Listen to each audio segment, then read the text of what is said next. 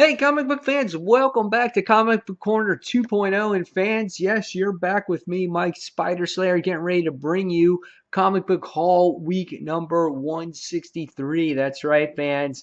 Another week of a lot of DC books, obviously dealing with Convergence. So yes, there is a decent amount of books in this bag this week. So you guys want to see what Mike Spider Slayer brought? Well, let's find out. All right, books coming out of the bag like usual. Oh man, the comic shelf guy tied it. Doesn't usually do that, but here we go. There it is. There's the stack for this week. Hefty amount of books. Hey, guess what May 2nd is? That's right, Free Comic Book Day. So my comic book shop right here, Comic Central, having their Free Comic Book Day. If you guys live in the Orlando area, they got great deals. So be prepared for that wherever you are watching this video. All right, let's get started with this week's haul. First thing we're going to start with is a book that I didn't get last week because I didn't have enough money. And that was Grimm Fairy Tales issue number 109. This book features on Beowulf. And this is part one because you'll obviously continue in the next issue. From what I heard from my fellow friends over on Comic Frontline, they said that this book was really well done. And Grimm Fairy Tales is a well done series overall. So this is Grimm Fairy Tales issue number 109.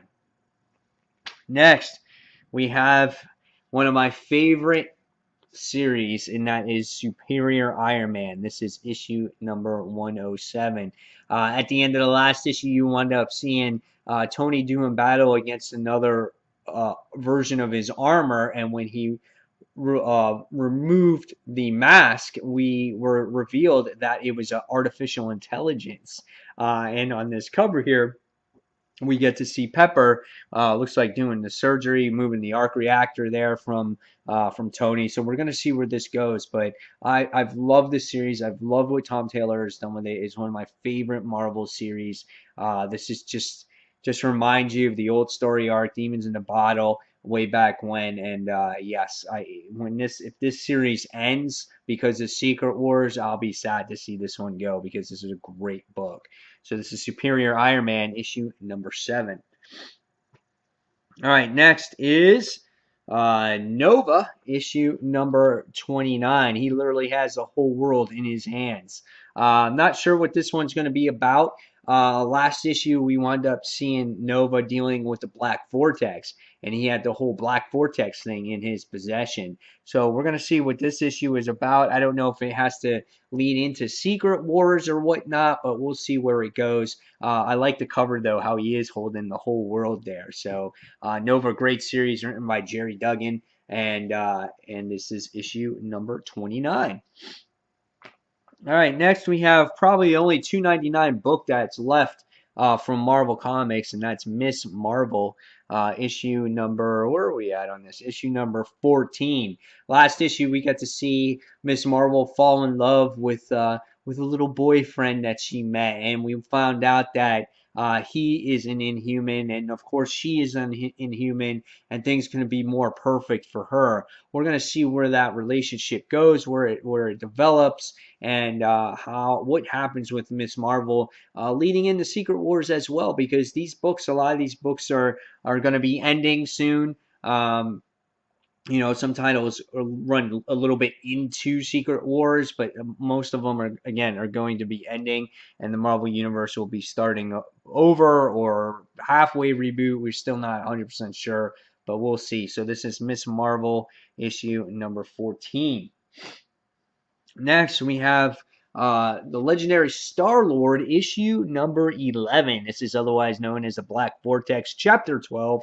And this time we have Star-Lord there with his father holding the Black Vortex. What's going on with this Black Vortex? Who knows? Because the last issue we got to see Captain Marvel deal with it.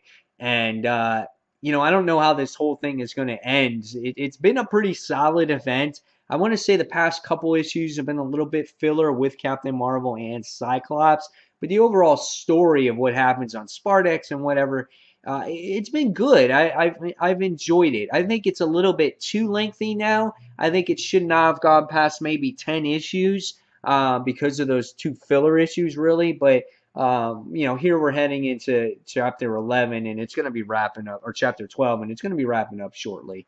But overall, I've enjoyed the event. I think that if you want to read this, go ahead, read it in trade.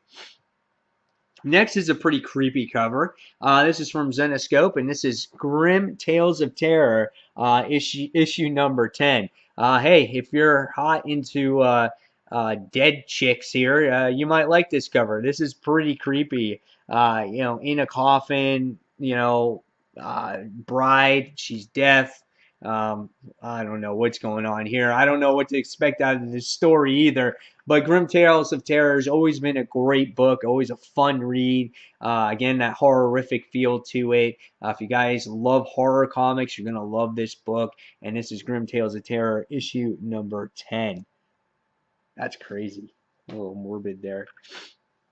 All right. Next, we're going to go into another independent book, and we're going to go into Images, Mark Millar and Sean Murphy's Chrono Nauts.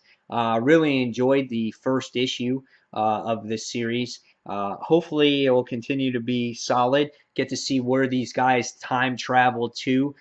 We got to see the last issue, main character here go after his partner because he got lost in time, and it kind of ended with an arrow into his shoulder, or was at his helmet or something like that. So we're going to see where it goes. I like Sean Murphy's art. I know his artwork from The Wake, obviously, and Millar is, good writer, but again, his books tend to get delayed, and that seems to be their downfall. But this issue came out right on time, so we'll see where it goes. So this is Chrono Nauts, issue number 2. All right, next we go into the DC Convergence books. And the first one we're going to talk about is Convergence, the Superman, Man of Steel. And so here you get to see Steel on the cover. I'm not sure what these characters are there. And but yeah, a cool looking cover. I had to see what it's about. Read Steel a lot back in the 90s, so I want to see what they have to offer to its readers today, how his story is under the dome, on how he has no powers and then gets his powers back, or whatever the story may be. But it's Steel issue number 1 of 2. Next, we have another Superman book, but this is Convergence Superboy, and it says "Don't mess with the S." And this goes back to to old school cover. Again, if you're a Superboy fan, classic Superboy fan, you're going to want to enjoy this book. You're going to hope that it's going to be good. Again, we're going to see what happens with his story under the dome and what he has to deal with here. But it just so reminds me of the 90s that I had to pick it up. So this is Superboy issue number 1.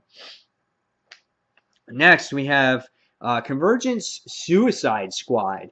It really has like an old school type of flair to it. It's got the old Amanda Waller on here.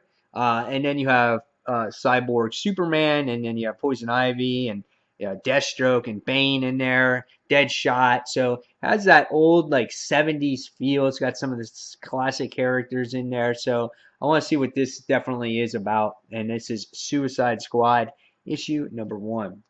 Next is one that I am all on board, because if there's a DC book that I read before the pre-52, it was Green Lantern, and it was Green Lantern during the Kyle Rayner time. And when I saw this just reminded me of that. Just that cover, the Green Lantern logo, the way it's written. This was the time when Hal Jordan was possessed by Parallax here. So I have to read this. This is one that, out of all the Green Lantern titles, this one just piqued my interest. Of all the Convergence titles, this is the one that piqued my interest the most. So I have to definitely see what this story is all about, and I cannot wait to read this one. So this is Convergence Green Lantern, issue number 1. Next is another one. If you're a Green Arrow fan, we have Convergence Green Arrow. So yeah, we get to see the Green Arrow with the full-on beard going, full Oliver McQueen there in that type of style. I'm not sure what timeline this is at, if this is the 90s as well. But I am interested to see where this story goes. It seems like for me, more of the Convergence titles I'm going to like this week than I did last week, just based off of the time that they're taking place on. I might have a little bit more familiarity with these timelines here. So this is Green Arrow issue number 1. Next, I got this one for the cover. I didn't I didn't know what to expect. This just goes back to my childhood roots when it comes to buying books. And this is Convergence Batman Shadow of the Bat. I love this cover. The artwork on here was really well done, and I was just like, man, I gotta check out this book. And it looked awesome. I mean, even the interior artwork looks, very realistic in here. It's got Green Lantern in there. So I was just like, wow, this looks pretty cool. So I'm definitely going to check this out. See, this one might surprise me. I might really enjoy this one. So this is Shadow of the Bat issue number 1. All right. Next, we have one that I wasn't honestly too excited about, but this is Convergence Aquaman issue number 1. What is going on with Aquaman here? I'm just like, man, he just looks like he's out of shape. He's got the hook, which I never was a fan of the hook thing. His hair looks like it's almost, I know it's like one side's in the back, but it's like almost looks like it's parted. He just doesn't look like he's ready for battle here. But nevertheless, I'm going to give it a try, see what Aquaman has to offer in the Convergence book. And so we'll see where it goes. And then last but not least, guys, obviously if you're reading Convergence, you have to read the main event. I thought the first issue was okay. It was average for me. We're going to see what the second issue has to offer. And it looks like Bruce Wayne is meeting Thomas Wayne, which will be a very cool interaction if that holds up in this actual book. So there you have it, guys. There is the haul for this week. Hopefully you guys enjoyed it. Please in the comments below, tell me what you picked up this week, what you're looking forward to reading. And fans, as always, I will try to get as much done as I can. It's probably about the last week that I have before I start getting back onto my regular routine starting next week. And we'll be good to go. So guys, as always, thank you for watching Comic Book Corner 2.0. And until that next comic book review, everybody, this is Mike Spider Slayer signing off. Thanks for watching, guys. Take care. Bye.